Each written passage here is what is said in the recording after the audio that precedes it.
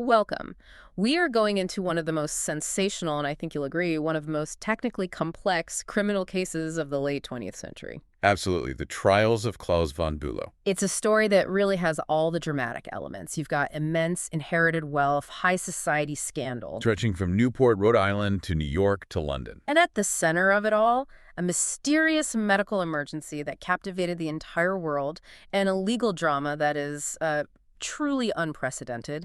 It resulted in the complete reversal of a conviction for attempted murder. That procedural drama, that whole reversal of fortune is really what we need to analyze today. It is. We're talking about a man who was at first found guilty of trying to kill his wife, Sunny, who was incredibly wealthy. He was sentenced to decades in prison. And then? Then, through this extraordinary legal and medical scrutiny, he walked free after a second trial. The gap between those two verdicts is where all the most important facts of this case lie. So, our mission today is to explore the stack of source material here. We're going to look at von Bülow's biography, the alleged crimes, that first legal conviction. And, crucially, the very sophisticated scientific arguments that led to his acquittal. Right. Our goal is to synthesize all these complex facts, not just the drama, so you can really understand the procedural twists and the scientific counterproof that defined this entire saga. Because at its core, the conflict is about using technical evidence in a highly emotional, highly public setting. Claus von Bülow was tried twice for attempting to murder his wife, Sunny.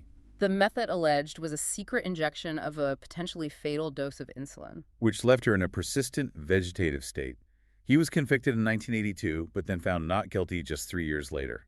Understanding how that happened, the role of constitutional law, of advanced forensic endocrinology, that's the focus of our analysis. To really understand the Claus von Bülow who stood trial, I think we have to start with the foundations of his life.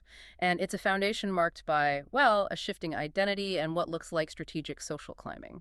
It really is. He was born Claus Cecil Borberg in Copenhagen, Denmark, back in 1926. And that name, Borberg, is a crucial starting point. It is, because it carried baggage, a lot of it. His father, Sven Borberg, was a pretty well-known playwright and author. But he was also accused of being a Nazi collaborator during the German occupation of Denmark in World War II. An accusation that serious would have followed the family for generations. It did. He was in prison for over a year, though it's important to note he was later cleared on appeal. Still, it created this immediate cloud of controversy over the family name. And that history, that sort of taint, seems to have had a really profound effect on the young Claus's subsequent decisions. Oh, absolutely. He made a very deliberate, very strategic move. He shed his father's surname, Borberg, and instead adopted his maternal surname, Bülow. Which was not just any name. No, that was a highly calculated move. The Bülow name linked him directly to the established Dano-German noble Bülow family, originally from Mecklenburg. So it was a name associated with prominence, with deep establishment ties. And completely removed from all that wartime controversy. He wasn't just associating with some vague idea of nobility either. Not at all. His maternal grandfather, Fritz Bülow von Pliscow, had served as the Danish Minister of Justice from 1910 to 1913. He was also a key figure in the parliament. So by adopting the name Bülow, Claus instantly linked himself to significant political and social power. Absolutely. You could call it a strategic rebranding. It associated him with stability and influence. And educationally, he was clearly brilliant. He entered Trinity College, Cambridge, at just 16. And graduated with a law degree after the war. He then practiced law in London throughout the 1950s, which, really sharpened his analytical skills. He was navigating the inner workings of elite British legal circles. But the path that truly launched him into that global high society, the world of the mega-rich, it wasn't law, was it? No, not directly. It was a role that sounds almost like an apprenticeship in power dynamics. His time working for J. Paul Getty? Exactly. The American oil tycoon. Claus started working as his personal assistant in the mid-1950s and stayed until 1968. This position gave him invaluable exposure to global economics and the mechanisms of extreme wealth. It also gives us some insight into his personality. Getty himself described Bülow in, complex terms. He noted that Claus showed remarkable forbearance and good nature, while also serving as his occasional whipping boy. That quote suggests a certain resilience, doesn't it? A willingness to tolerate extreme pressure. It definitely aligns with his ability to absorb the controversy of his father's past and then navigate two brutal public trials later in life. Right. He was clearly a man skilled at absorbing insults and focusing on the long-term goal. And his time with Getty also gave him a strong background in oil industry consulting, which he would leverage later on. And that background, combined with his social polish, led him directly into the orbit of his future wife. Yes, in 1966, Claus married Martha Sharp Crawford, known universally as Sunny. And Sunny was already an American social fixture, incredibly wealthy, but she was also the ex-wife of a European prince. Prince Alfred von Auersperg. So he was marrying into a family that already carried a European title, and of course, an immense fortune. A ready-made aristocratic life. Precisely. Sunny had 2 children from that previous marriage, Princess Annie Laurie, or Ella, and Prince Alexander.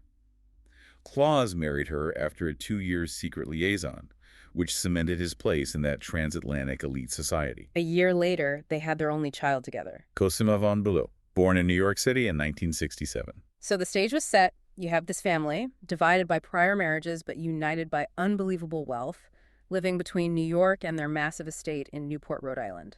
Clarendon Court. We should also establish the financial context here because it becomes central to the motive in the prosecution's case. Right.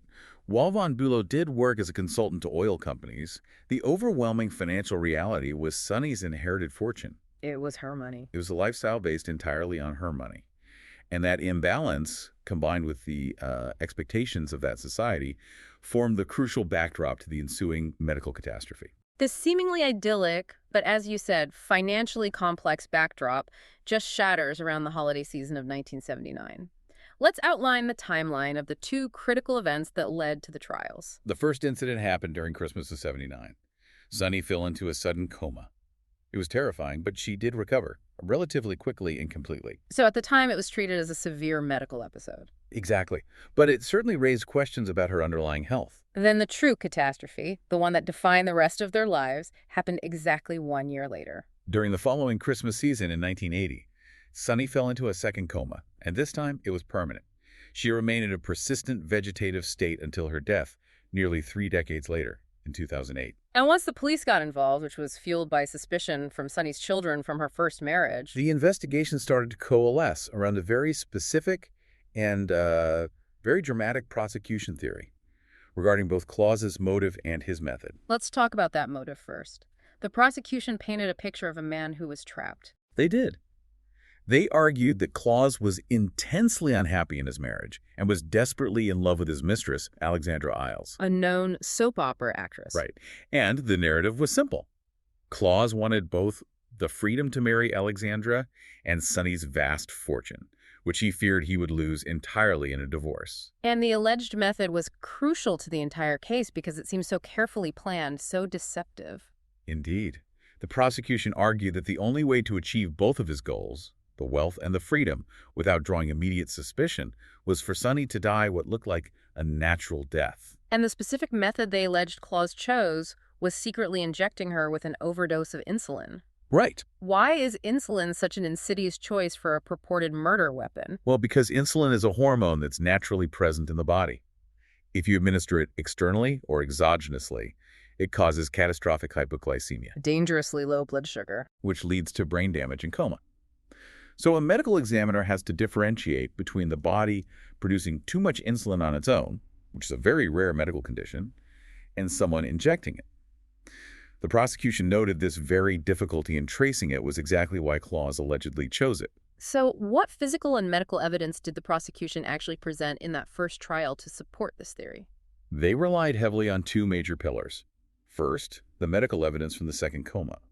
Sunny had dangerously low blood sugar, which could be attributed to many things, but a single blood test taken at the hospital showed a high insulin level. Wait, if low blood sugar is common, why was a high insulin reading so conclusive for the prosecution? Because in a healthy person, when your blood sugar drops that low, your body should stop producing insulin. It's a feedback loop. So a high insulin level in the face of profound hypoglycemia. It suggests an external source, an injection. But, and this is where the first crack appeared, that specific, crucial high insulin blood test was never repeated. It was never verified by follow-up tests, which became a serious vulnerability for them later on. And the second pillar was the physical evidence, the alleged murder apparatus. Yes, a hypodermic needle was presented as evidence in court. It was allegedly found hidden alongside a vial of insulin. The prosecution claimed this was the smoking gun. The very instrument von Bülow used to inject his wife. In both 1979 and 1980, that was their claim. Beyond the physical evidence, the prosecution needed to establish malicious intent, and that came through the dramatic, very emotional testimony of his mistress, Alexandra Iles. Her account was absolutely central to the narrative of calculated malice. She testified about the arguments Claus and Sunny were having about divorce right before the final coma.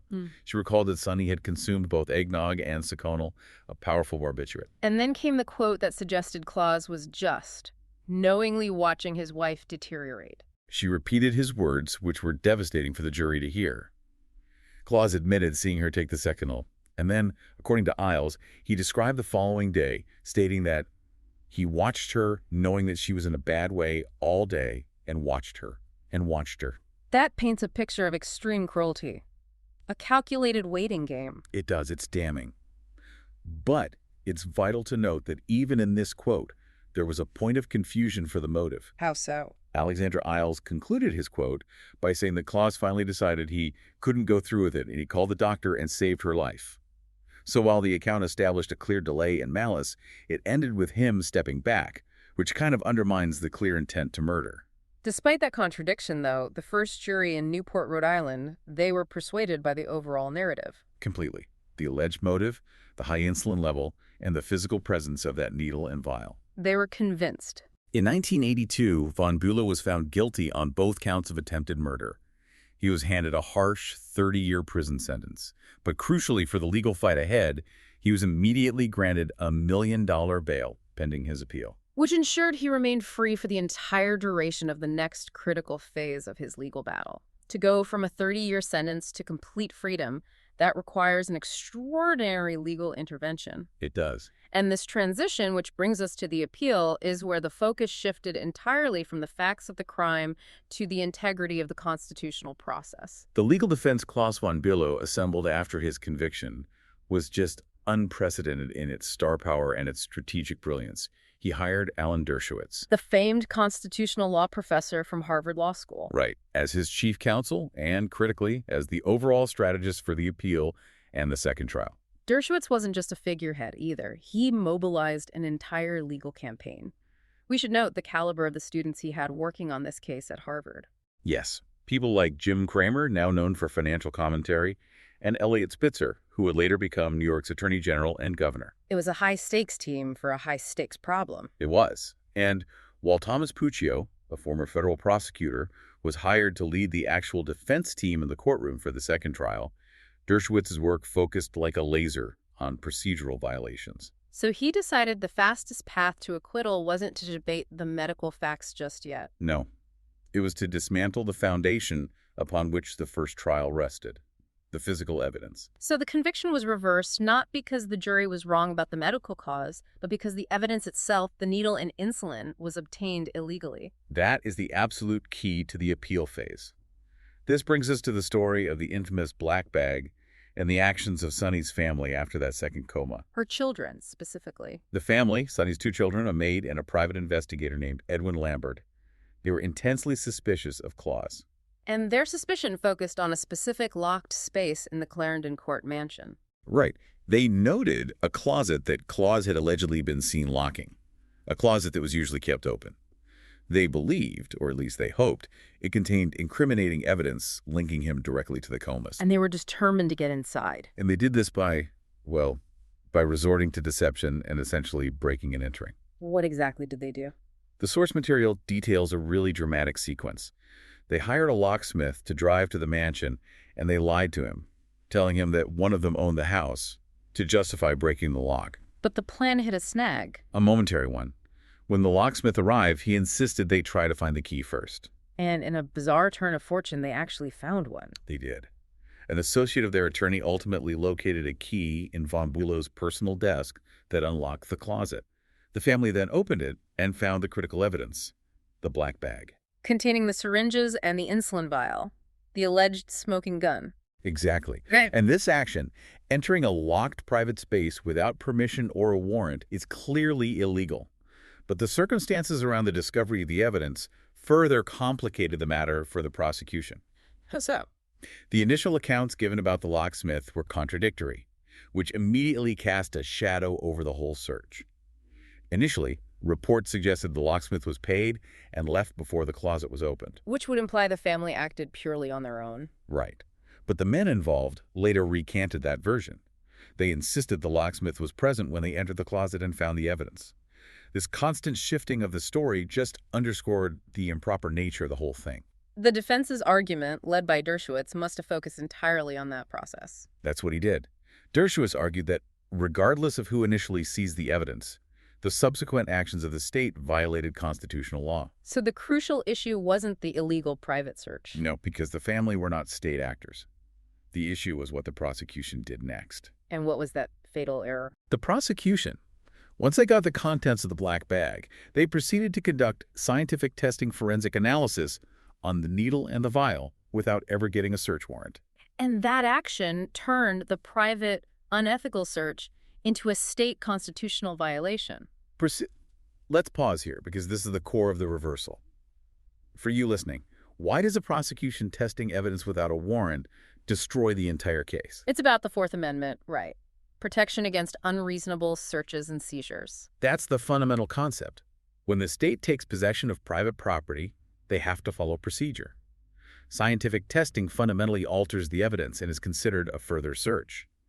By testing the contents of that bag without a warrant, the state illegally seized and examined von Bülow's property. So even if the needle contained the world's most potent poison, the fact that the state didn't get a piece of paper or warrant meant they couldn't use the test results. Exactly. The evidence became fruit of the poisonous tree. The tree was the illegal seizure and testing.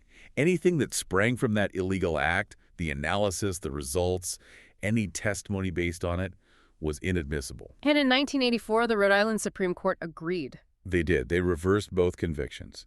They cited a few issues, but the most critical basis was the prosecution's unconstitutional testing of the black bag contents. And it violated both the U.S. Constitution and the Rhode Island Constitution. Yes, and the Rhode Island Constitution part is important here. Why is that? Because the Rhode Island Supreme Court is the final authority on its own state constitution. Even if the U.S. Supreme Court had somehow found the federal violation minor, the state court's ruling on its state constitution was unassailable. So those procedural errors tainted everything. They tainted the physical evidence and the key medical conclusions of the first trial, forcing a complete restart of the legal process. It really demonstrates how constitutional protection, even when it's unpopular, is the bedrock of the system. The procedural victory secured by Dershowitz got von Bülow out of prison. It guaranteed him a new trial. But now, the defense couldn't just rely on legal technicality. No, now they had to win on the facts. Moving into that second trial, the strategy shifted dramatically from attacking procedure to delivering overwhelming scientific counterproof. That's right. The defense strategy for the second trial in 1985 was laser-focused. They had to dismantle the prosecution's entire theory of the case. So scientifically prove that no exogenous, no externally injected insulin was involved in Sunny's comas. They had to systematically prove that the prosecution's doctors were wrong about the high insulin levels and that the physical evidence, the needle, was either planted, contaminated, or just irrelevant. And to do this, they brought in what the sources rightly call an overwhelming force of medical opinion. They did. They called 8 expert witnesses, all of them highly respected university professors, department heads, international specialists, to challenge the core cause of the comas. These were not hired guns. They were leaders in neurology, endocrinology, and forensic toxicology. It sounds like they weren't just arguing doubt. They were presenting a comprehensive, verifiable alternative theory for why she collapsed. Exactly. They testified collectively that Sunny's 2 comas were not caused by a criminal insulin injection. But instead, the comas were the result of a complex confluence of internal factors: chronic drug ingestion, alcohol abuse, and underlying unmanaged chronic health conditions. Okay, this is where we need to introduce the key scientific concept that debunked that original high insulin reading. If the first hospital test showed high insulin levels, how did the defense prove it was endogenous, her body's own, and not injected? This revolves around a crucial molecule called C-peptide. When the human body produces insulin naturally, endogenously, it simultaneously releases an equivalent amount of C-peptide. So C-peptide is like a chemical tag for internally produced insulin. It is, effectively. And if you inject synthetic, commercially available insulin. Commercial insulin does not contain C-peptide. So the scientific gold standard for diagnosing a criminal insulin injection, what's known as factitious hypoglycemia, is to check the C-peptide level. So if a patient has sky-high insulin but zero C-peptide, The insulin must have come from an external source, an injection. If the patient has high insulin and high C-peptide, the body is producing it, usually due to a rare tumor. so what did the defense experts, particularly the endocrinologists like Dr. Harold Leibovitz and Dr. Vincent Marks, argue about that original blood sample? They argued that the prosecution's critical single high insulin test was unreliable for a whole host of reasons. First, the sample was taken hastily, and the C-peptide levels were either not tested or the results were inconclusive because the sample degraded after being improperly stored. It wasn't handled correctly. No. Furthermore, they argued the original lab procedures were flawed, potentially cross-contaminating the sample or just misreading the results. Dr. Marks, a leading clinical biochemist, was particularly persuasive. He explained that the possibility of lab error or sample degradation was much, much higher than the possibility of a successful, untraceable murder attempt using insulin. That completely undercuts the medical foundation of the first trial. But what about the physical evidence? The prosecution still had that needle. That's where the forensic toxicologist came in and provided the second critical blow. We have the essential testimony of Dr. Leo Dal Cortivo, a highly respected chief toxicologist. And he performed his own analysis of the hypodermic needle. He did, and what his forensic analysis revealed was devastating to the prosecution's case. What did he find? Cortivo focused on the placement of the insulin residue. He testified that the needle was tainted with insulin residue on the outside, but critically, not inside the needle shaft. That distinction, though technical, was everything. It was. It seems counterintuitive. If you inject insulin, wouldn't it be inside? You would think so. It would be, but Cortivo explained the mechanics. If a needle penetrates human flesh, injects a substance, and is then extracted, that process effectively wipes the external shaft clean. A used needle would be clean on the outside.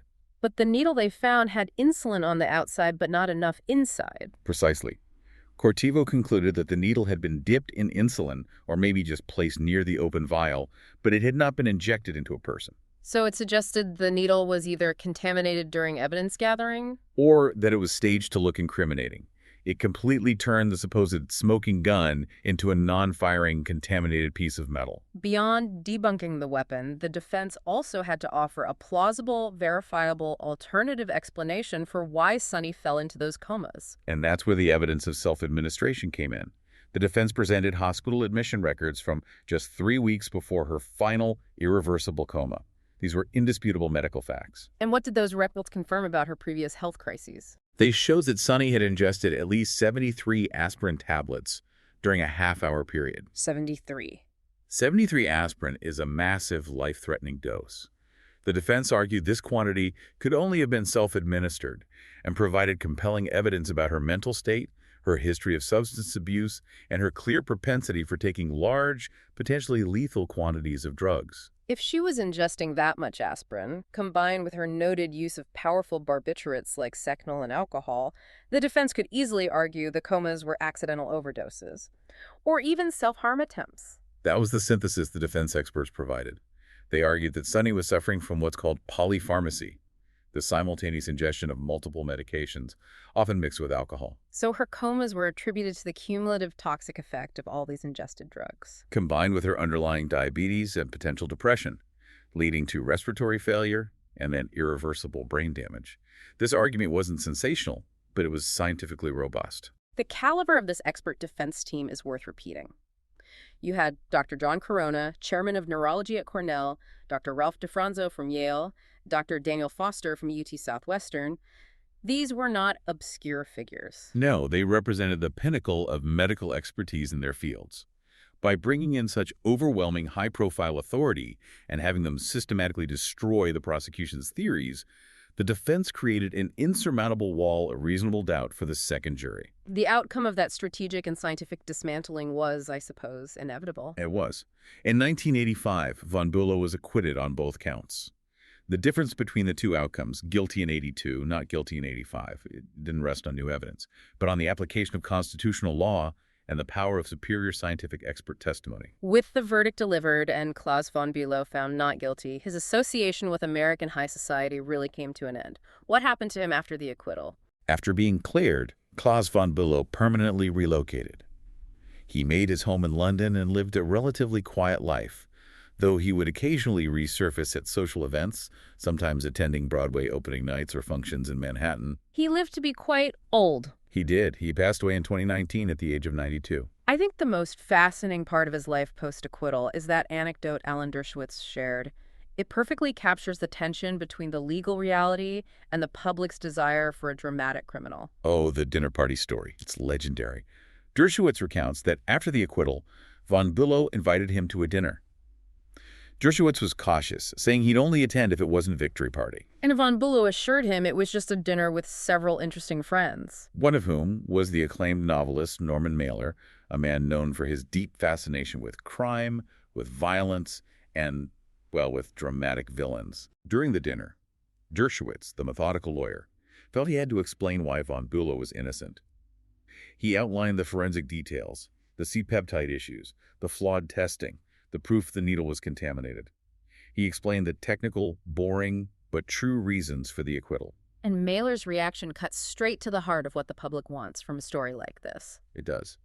Mailer allegedly grabbed his wife's arm and said, "Let's get out of here. I think this guy is innocent.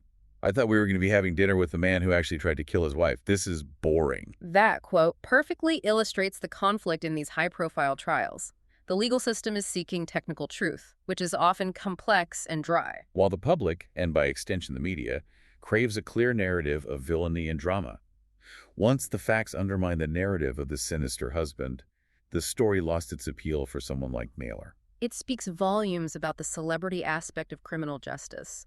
The case transcended the courtroom because of the sheer wealth, the aristocratic titles, and the heinous nature of the alleged crime. That dramatic narrative was what captured the public imagination. And its cultural footprint is still strong. We see it in the 1990 film Reversal of Fortune. A film which successfully depicted the case and its legal fallout.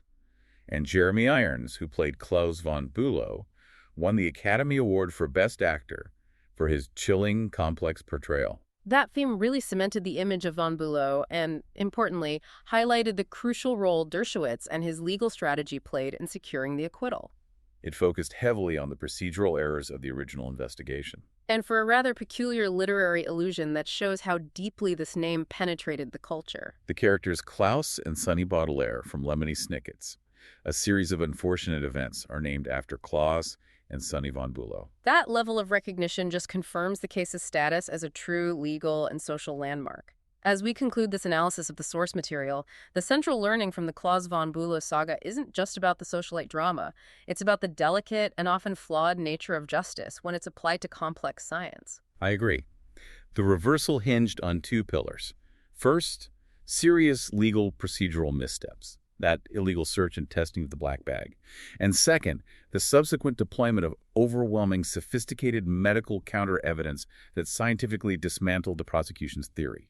The case illustrates the absolute critical importance of scrutinizing not just the evidence itself, but the chain of custody and the methodology used to interpret complex scientific facts. The first jury accepted a narrative driven by motive and circumstantial evidence, and it was anchored by a single, unverified blood test. The second jury was confronted with detailed, verifiable technical proof from 8 leading experts who showed the alleged method of murder was scientifically improbable, if not impossible. So given this intense tension between public spectacle and technical truth, what important questions should you consider as you reflect on this case? What stands out here is the power dynamic between authority and fact. You have 2 separate juries looking at largely the same set of circumstances, a collapsed wife, a suspicious husband, physical evidence found, and they arrive at diametrically opposed conclusions. This shift was based almost entirely on the authority and the meticulous presentation of those expert medical witnesses in the second trial. They framed the issue not as a mystery, but as a solvable technical problem. Exactly. So this raises an important question for you to consider. When public perception is so fixed on motive and drama and simple explanations, how robust, how undeniably powerful must scientific proof be to truly sway justice and overturn a popular conviction? It is something to reflect upon regarding cases built entirely on complex, specialized evidence. Thanks for listening.